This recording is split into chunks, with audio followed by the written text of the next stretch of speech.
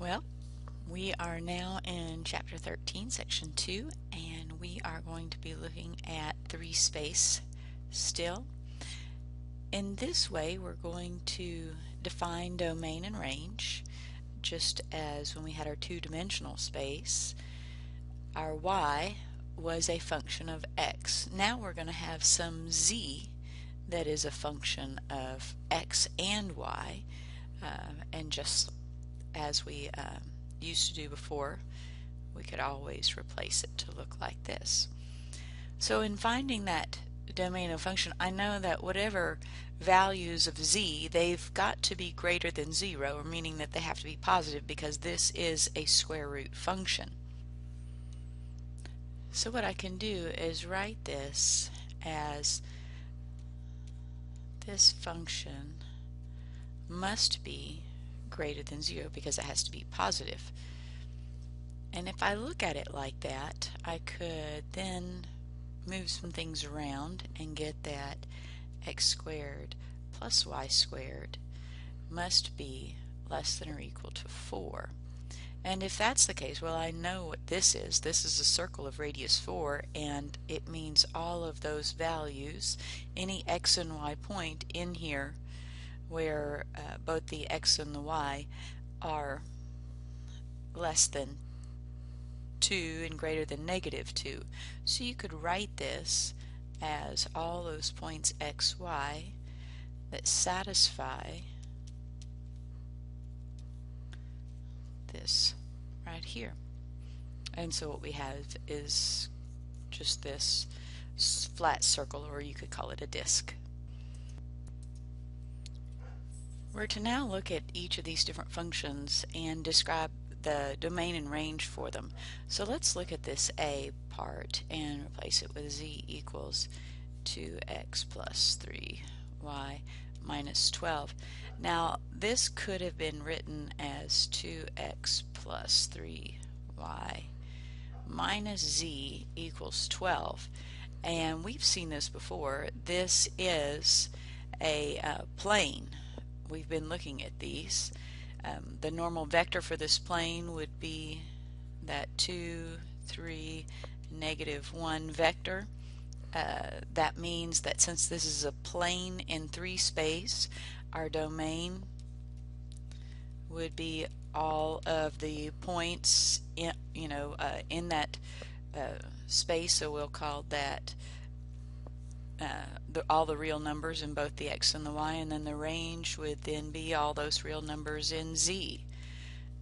A graph of this, hold up, I'll get that sketch. And here's that sketch in real space. In order to get these points on the axes, you would just set y and z equal to 0, solve for x, and likewise all the way around, so you could get those points if you wanted to kind of draw this thing on your paper, which is hard to do in 3 space, I understand. For the b part, let's look at replacing that with a z.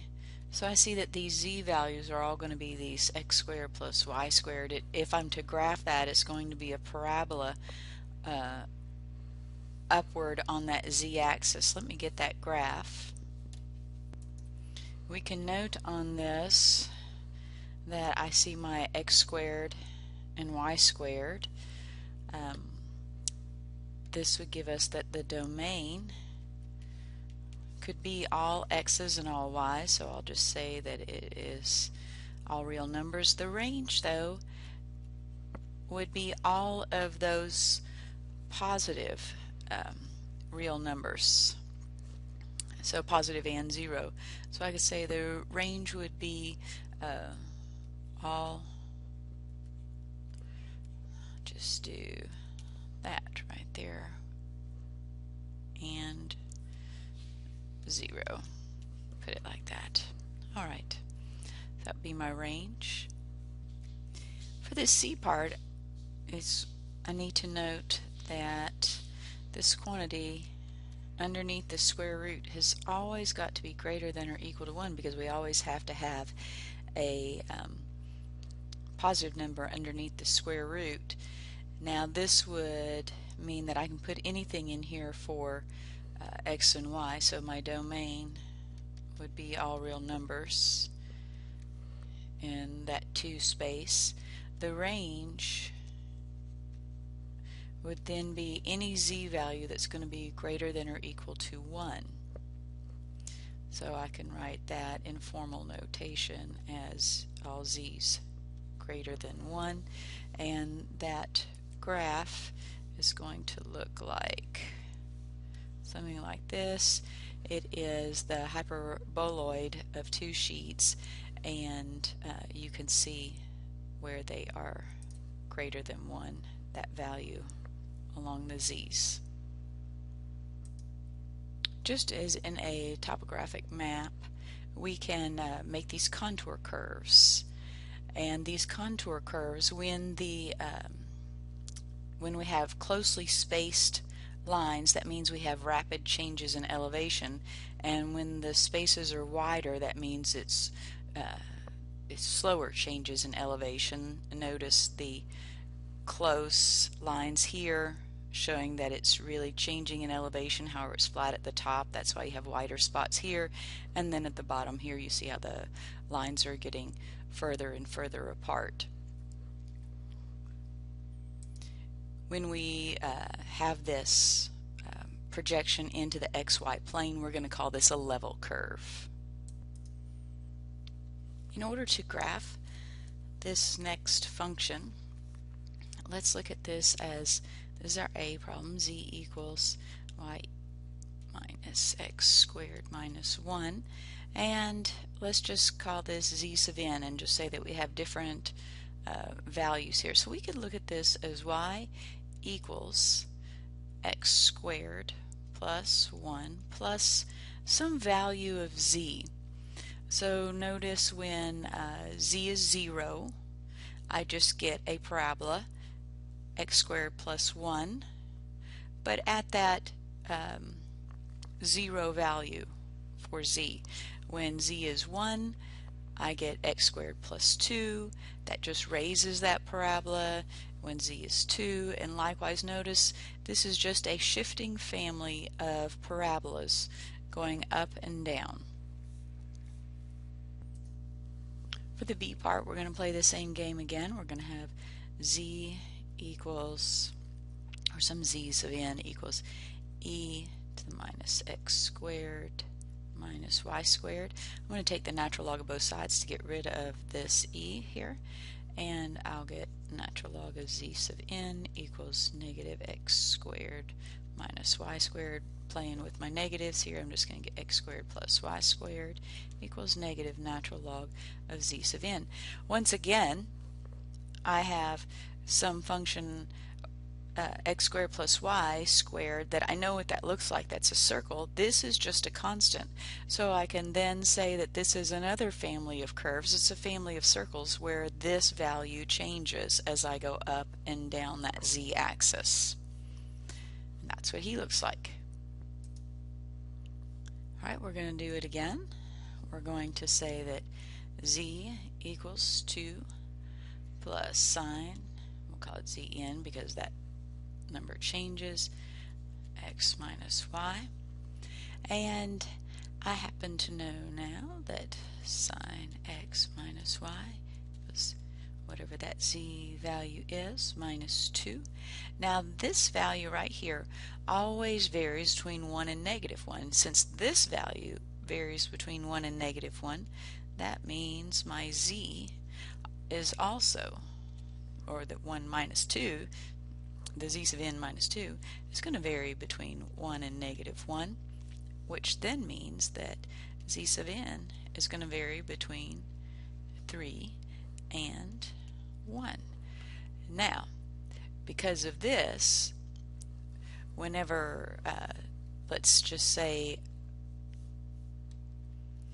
when our z sub n equals 2, that way I can get a 0 here, I'll know that's going to be my intersection point here on this z-axis, and I can see as I have a sine wave, and those values are going to then go up and down between 3 and 1 on that and the elevation on the z. And that's my family of curves on that. On this particular problem, we are looking at a probability function.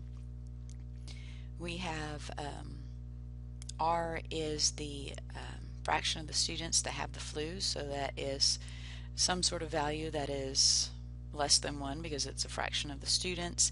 N is the number of encounters that you have with students during the day, and the probability function, which is dependent on the number of students that you meet and the percentage of the population that has the flu, is given by this particular function here.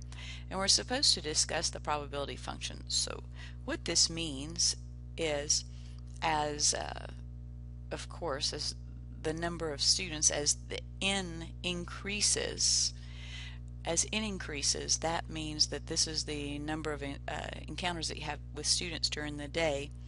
As n increases, that means this entire value gets smaller, which would increase your probability.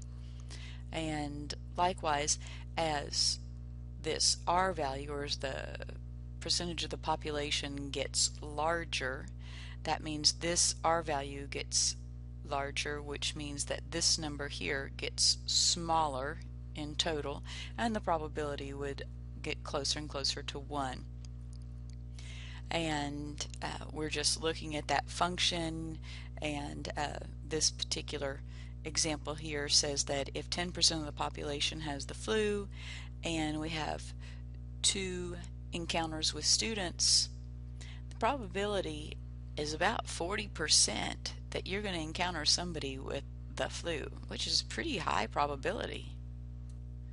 And you can look at that animation on your Wolfram CDF player if you want, and move that slider. It's kind of interesting. We're to discuss the electric potential, as we look at this graph. Notice that the charges are located at 0, 0 and 1, 0, so that would be here and here. Notice that that electric potential is actually shoots up to infinity. It is infinitely large there, and as we move out on the x and the y, that potential decreases, as shown by both of these graphs. We can extend this to n space, meaning we can have a function with n dependent variables. And we still need to be able to find the domain and the range for these functions. So let's look at our example A. This is in 4 space. I could look at this as what's underneath this square root needs to be greater than 0. So let me write that as, and then it needs to be greater than 0. So I'm going to flip this around a little bit, and I'll write this as x squared plus y squared plus z squared must be less than or equal to 16. This means that the domain, because this is just like a circle, but this is a sphere because it's in 3 space, the domain is all real numbers. And we have this is a sphere or a ball of radius 4. So it is a closed ball of radius 4. Now our next one, I can't have z equal to y. So z can't not be equal to y here. I see that because I can't have 0 in that denominator. As far as anything else, I can't see anything else that needs to be excluded for b. So I will write that the domain of this is the set of all x, y, z such that y is not equal to z. So it's all of those real numbers except those where y equals z. As you can imagine, trying to graph this would be difficult. how we do this, and just imagine this fourth dimension being color, and the color is to represent the electrical activity in this one particular of the heart at a point in time. So that's what we've got for this picture A, and picture B is the electrical activity on this grid. So it can be done. As far as will you be doing it? No, you won't be doing it for your homework, but interpretation, you can kind of look at it and understand. Now someone would have to tell you what these different colors meant, whether the blue was intensity or the red was intensity. You won't necessarily be able to know that. You'd have to be given the key to know which one is represents the most intense activity. Anyway, I hope to see you at the Collaborate.